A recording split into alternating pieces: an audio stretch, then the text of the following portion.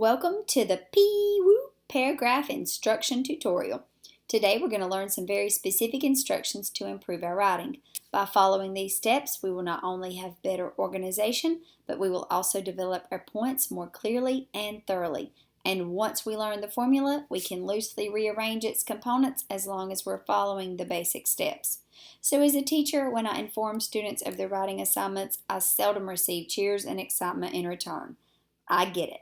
Writing is hard work, so I hereby grant permission to give every paragraph of every writing assignment from now on the ultimate sign of disrespect.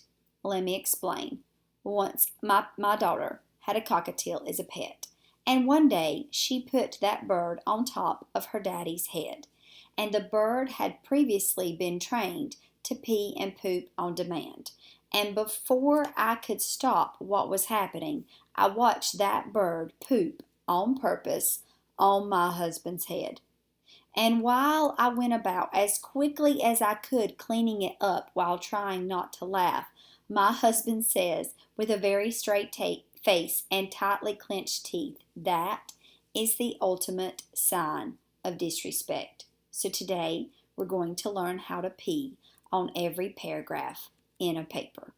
So each writing step of the writing process will follow this acrostic, which will spell P-woo, because we will have plenty clearly to say to develop your ideas. It's going to be a long P, and at the risk of getting too personal, after a really extensive release of urine, many of us might utter a sign of relief like that W at the end.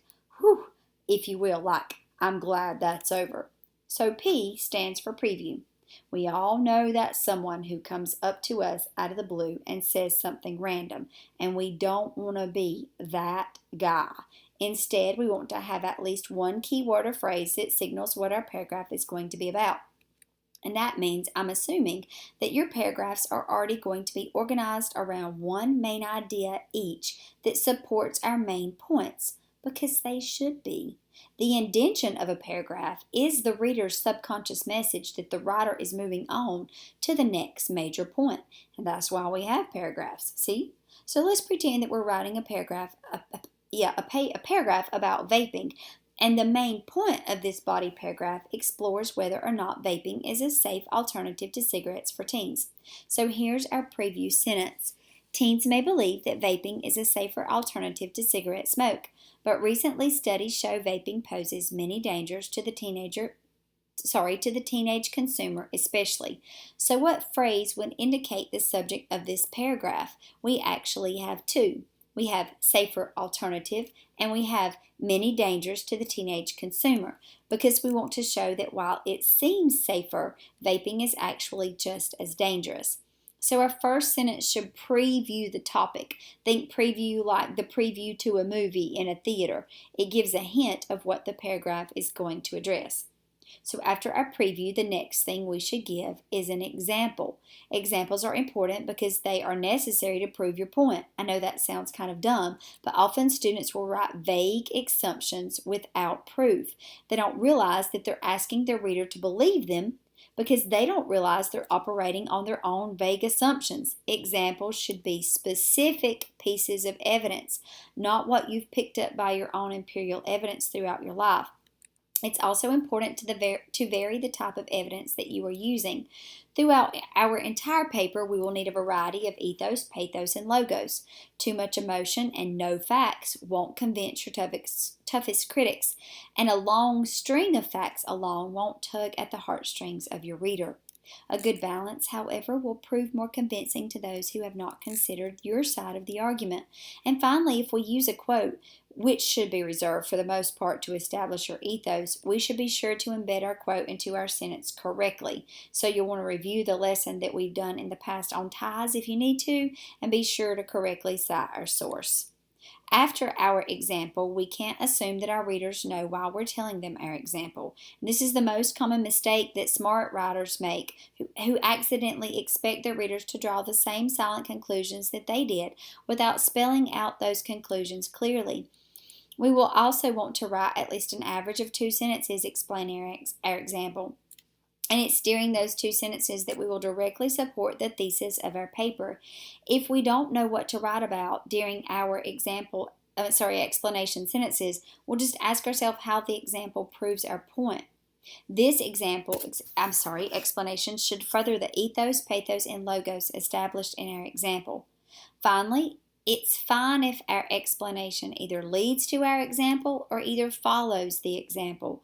It depends on what we're trying to say as to how it works best. The main thing is that we have both the example and the explanation. So let's take a look at our sample paragraph as it is evolving by our PEEEEEW steps. I have written the following 3 sentences to include an example and its explanation.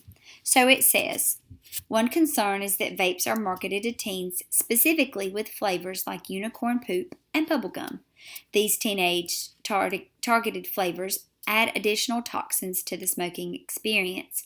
Professor of Pediatrics at the University of California, San Francisco, and lead researcher Mark Rubenstein notes that when these liquids are heated to vapor, cancerous toxic compounds are formed and are formed in the highest quantities in fruit-flavored options. This added danger may thereby make vaping even more toxic to a teen who chooses the flavored e-cigarette than it is for the adult who attempts to switch to vaping as a pathway to end his or her nicotine addiction. So which sentence in this continuation of our paragraph include the actual example? They all run together a little bit, and that's okay.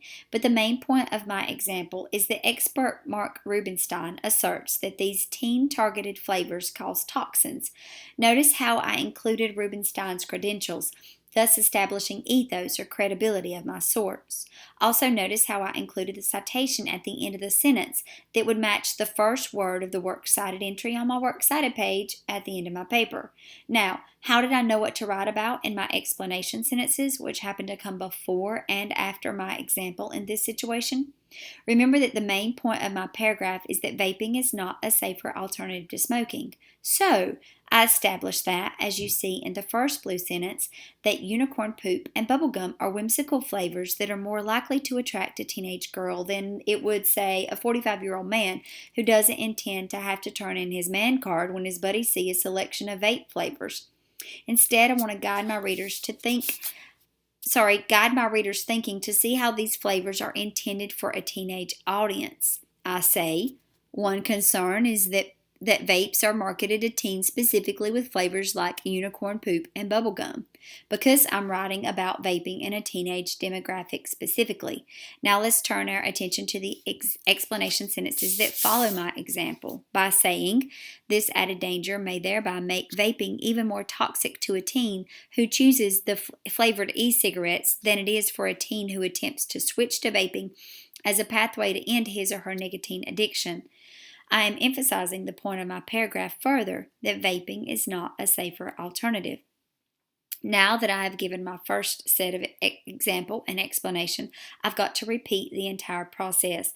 One example is never enough to prove your point. If a young man's girlfriend asks him why he loves her and all he can come up with is, well, you're really hot, she's probably not going to be very happy with him. She expects a list, right? Like her awesome beauty, intelligence, sense of humor, personality, amazing talent, and the same is true for a paragraph. One reason is not enough. So we start that second example. We also need to clue your reader in that we're transitioning to another example with a word or phrase such as furthermore, however, therefore. Then we want to do the exact same thing as before. We want to continue to be specific and continue to use our ethos, pathos, and logos. Once again, if we use a quote, we want to embed it in our sentence correctly and be sure to cite it. The same is true for the explanation of our second sentence. We've got to let the reader know what's going on in our heads. We've got to support that thesis clearly. We've got to continue our ethos, pathos, and logos and structure our use of example and explanation in the order that makes the most sense to our reader. So in our example, I'm going to use the transitional word however. However, many teens believe that because some vapes do not contain nicotine, it's a safer alternative to smoking. I'm using however because I'm going to introduce my example by acknowledging the argument of someone who may disagree with me. By acknowledging what may be dancing around in my opponent's head, I'm emphasizing the importance of my next example. My next example is shown here in pink. It says, yet studies have shown that most teens are not opting for the vapes without nicotine, and significantly, the urine of those who use vapes without nicotine still have significant levels of toxic compounds present in their urine. I have purposefully used the logos in this example to refute the argument that vapes without nicotine are a safer alternative. Number one, they aren't smoked as frequently as the nicotine vapes. And number two, vapes with and without nicotine are both significantly toxic. The use of logos allows my explanation that follows, as seen here in blue, to support my thesis clearly. This research shows that it's misleading for a teen to believe that vaping is safe. To dance on the edge of a 100-foot cliff and celebrate the fact that the cliff is not 200 feet tall is similar logic of any teen who claims the rite of passage to vaping just because it is not perceived as toxic as the cigarettes of their parents' generation. The first sentence clearly interprets my example. Vaping isn't safe. The second sentence makes the comparison of dancing near a still deadly but shorter cliff to illustrate that the idea of less toxic doesn't mean less dangerous. It's still toxic. In review, begin with a preview, explain a specific example, repeat the process with another example, and then, because it's been a long P, wrap it up. We need a sentence at the end of the paragraph that brings your main idea to a close. Think of this as our mini mic drop and use that space to clearly support the thesis of your paper. Think, how does the point of this paragraph support the main point of the entire paper? And if we're still wondering about what to write, then we can think about what our two examples have in common and say something about their similarities. Chances are we'll say something original that supports our thesis, and typically we should avoid ending with an additional quotation or example. This can make it seem like our paragraph ends abruptly without any thoughts to pull it all together. So let's think about what our two examples have in common. The first one in pink is about how our teen marketed flavors are dangerous. The second one is about how even vapes without nicotine cause just as much toxins in the urine as those without. In short, my examples support that vaping is dangerous, but if that's all I'll say, I'll just be saying the same thing I've already said. So let's think. If teens believe that something that is dangerous is safe, that compounds the problem. Aha! Now I found something worthy to be the focus of my wrap it up sentence. So I'm going to say, the fact that vaping is touted by many to be the new safer teen rebellion may be the reason it is indeed a dangerous fad. That drives the point of my paragraph home. The problem is not just that vaping is not safe. The problem is that teens think it is safe and will therefore develop a habit in ignorance. In the formula, we have options of how to structure the sentences in the middle. We can lead to our example with explanation and follow it with more explanation afterwards. We can give the examples first, as you see in pink, and then follow up with our explanation. And then finally, we could, if we wanted to, give our examples after we introduce it with explanation. The point is that the paragraph should start with a preview, contain at least two well-developed examples, and then conclude with a wrap-it-up mic drop moment that clearly explains what our examples prove, the overall point of our paper. Never before has disrespect been such a beautiful thing. Happy peeing, y'all.